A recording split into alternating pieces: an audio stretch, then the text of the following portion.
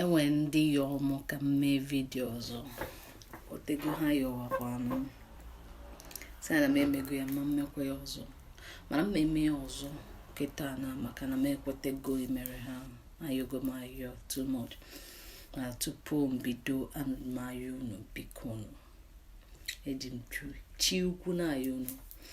You guys should follow my Instagram and YouTube channel at XPC over Instagram, YouTube channel, Silverlina Ham. Bikono.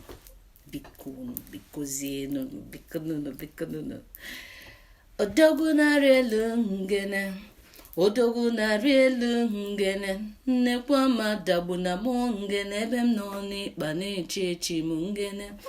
Na nne m amụmụ nwa ngwụrụ tufuo m n'ime ịkpa ngene.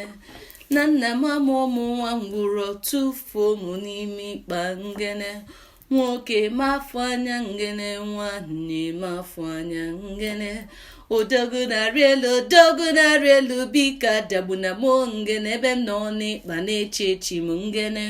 Odogu na rielu ngene, iji ụwa bụ mbembe. Ije ụwa bụ a na-eje ọ dịka na-eje. Ije ụwa bụ mbembe. Ije ụwa bụ a na-eje ọ dịka na-eje. Odogu na-arị elu ngene, nekwa madagbu na mụ ngene, ebe m nọ n'ịkpa na-eche echi m ngene.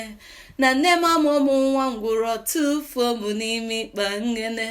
Na nna m amụmụ nwa ngwụrọ tufuo m n'ime ịkpa ngene. Nwoke mafụ anya ngene, nwanne mafụ anya ngene. Odogu na-arị elu bika dagbu na mụ ngene, ebe m nọ n'ịkpa na-eche echi m ngene. Odogu na-arị elu ngene, ije ụwa bụ mbembe. Ije ụwa bụ a na-eje ọ dịka na-eje. Ije ụwa bụ mbembe.